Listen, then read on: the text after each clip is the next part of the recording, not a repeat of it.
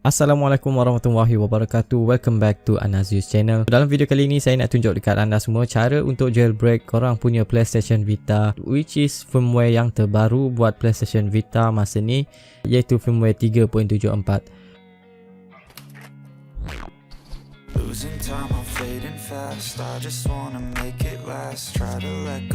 So ini adalah update daripada firmware 3.73, which is kalau korang check dekat YouTube channel saya ada buat tutorial video mengenai 3.73 cara untuk install custom firmware.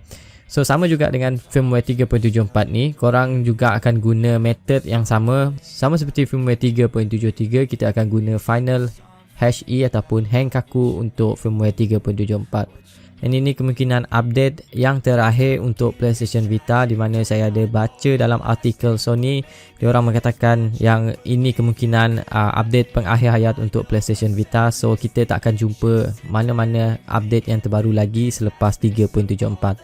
So tanpa membuang masa, mari kita mulakan video tutorial kita pada kali ini. So sebelum kita lompat ke bahagian download barang and transfer barang menggunakan PC ke PlayStation Vita kita. So benda yang pertama sekali korang kena ada adalah memory card untuk PlayStation Vita korang. So kalau korang guna PlayStation Vita Slim, korang tak payah beli memory card untuk PlayStation Vita korang, memandangkan yang PlayStation Vita Slim dah ada inbuilt memory yang diorang dah buat untuk PlayStation Vita Slim, di mana kalau saya tak silap ada 2GB free untuk PlayStation Vita Slim. So kalau korang guna PlayStation Vita model yang lama, iaitu model FAT macam yang saya guna dalam video ni, korang kena beli memory card untuk PlayStation Vita FAT untuk install custom firmware. So saya dah ada memory card dekat dalam dekat slot memory card PlayStation Vita saya ni, and saya guna 4GB. And of course benda yang paling penting korang kena ada adalah PC. So korang boleh guna laptop ke, pinjam kawan korang punya laptop ke. Okay, so sebelum tu saya nak tunjuk korang saya punya firmware terlebih dahulu.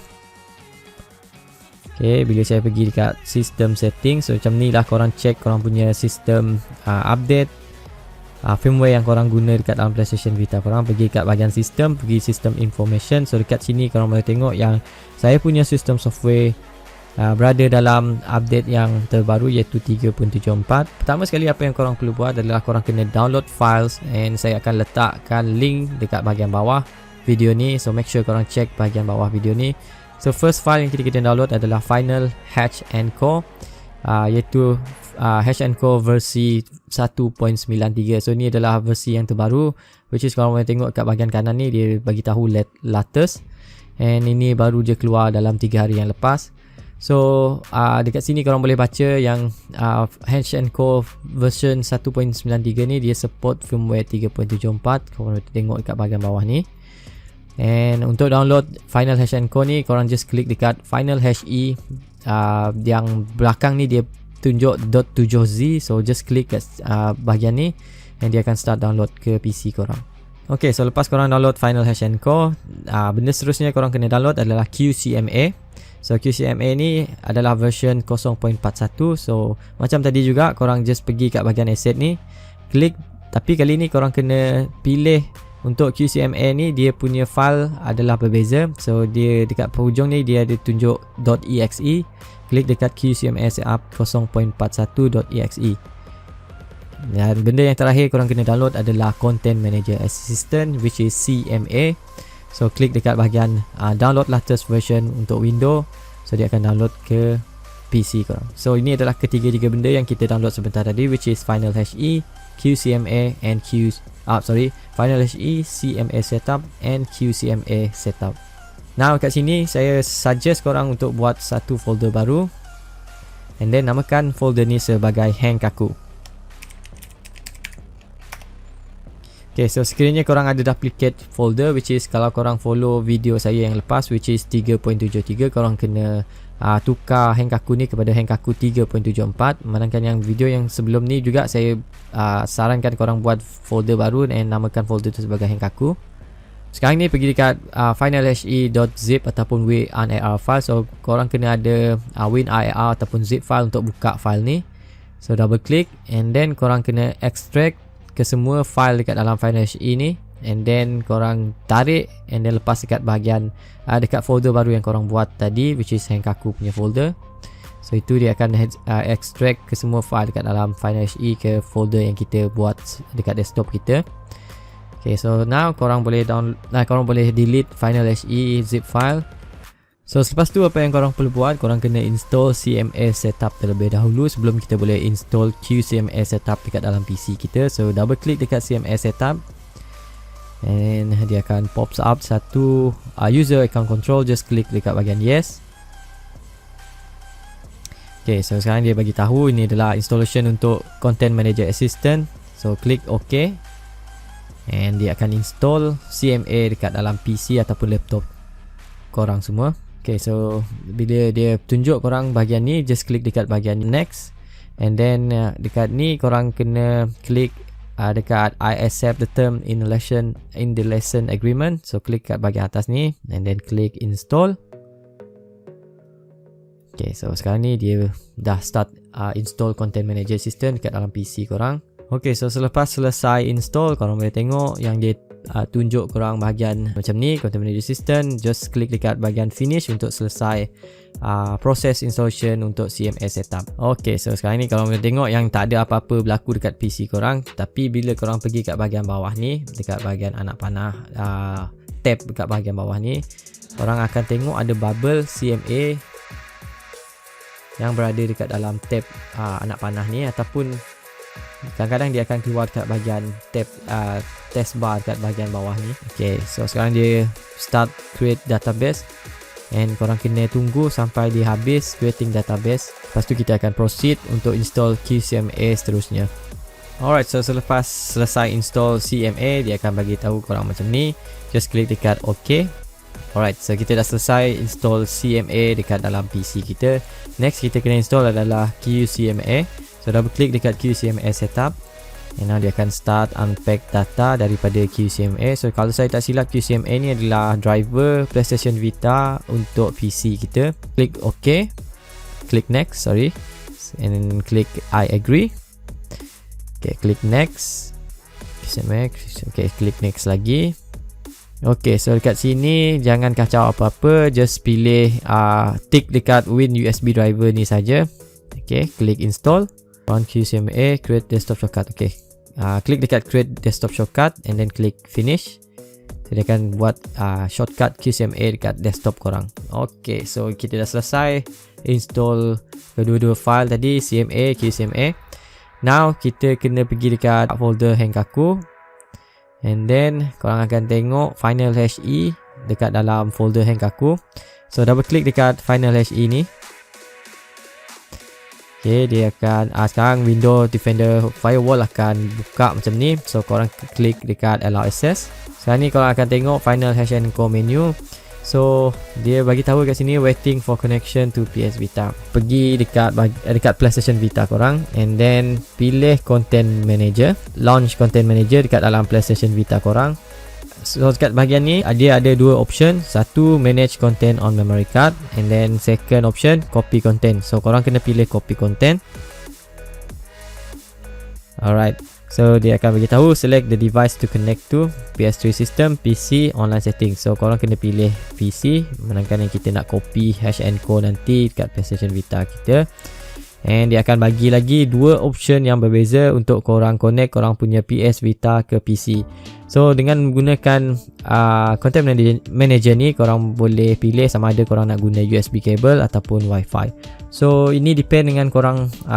Sekiranya korang ada masalah kalau korang guna USB cable and sekiranya dia tak detect korang punya PS Vita, so korang boleh guna Wi-Fi. So memandangkan yang saya pun ada Wi-Fi and saya dah connect ke Wi-Fi, saya akan prefer guna Wi-Fi. And lepas je saya pilih Wi-Fi, korang akan jumpa desktop kat sini. So make sure korang punya PC connect ke Wi-Fi, and sama juga dengan PS Vita korang connect ke Wi-Fi. So pilih desktop,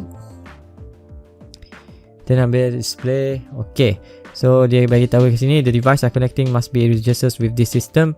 And dekat PC korang akan tengok dekat menu Final.co dia akan keluar satu input this pin on PS Vita. So pin yang dekat Final.co menu korang kena letak dekat dalam PlayStation Vita korang. So saya akan letak.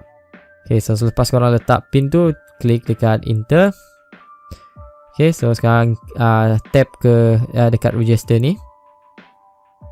So sekarang ni dia akan beritahu the device is registered. So sekarang tekan next. Now dia akan start connect korang punya PS Vita ke PC korang. Alright, so sekarang ni kalau dia stuck dekat please wait ni, korang just korang kena restart korang punya content manager. Okay. Alright, so dekat content manager ni pergi kat copy content. And korang boleh tengok kalau dia stuck dekat please wait tadi, korang kena restart. And sekarang ni dia akan bawa korang ke menu macam ni. Okay, so now pergi balik dekat PC korang. And dekat sini korang dah tengok butang let's go ni dah boleh diklik. So klik dekat icon let's go ni. Bila korang dah klik dekat let's go, korang kena tunggu sekejap sebab dia start download barang dekat dalam Final Hsien-ko. Lepas ni kita dah boleh start copy content dekat dalam PlayStation Vita kita. So kena tunggu dulu untuk Hsien-ko download beberapa benda. Okay, so sekarang dia creating PSV IMG and ianya ambil masa sedikit. Ianya lama sikit untuk dia creating PSV IMG. So korang just kena tunggu, and bila selesai dia akan bagi tahu macam ni, everything is ready, now follow below step on your PS Vita. Okay, so sekarang pergi balik ke PlayStation Vita korang. And dekat sini korang pergi dekat bahagian PC to PS Vita system. Okay, pilih sini. Okay, so sekarang pergi dekat bahagian application. Now pergi dekat bahagian PS Vita yang first kali ni. And dekat sini korang boleh tengok ada Hsien-ko dekat bahagian application PS Vita ni. So sekarang pilih Hsien-ko ni. Okay, now pergi copy. Pilih copy. Select content item will copy to the system. Okay, pilih OK. Okay, so sekarang dia akan start copy Hsien-ko.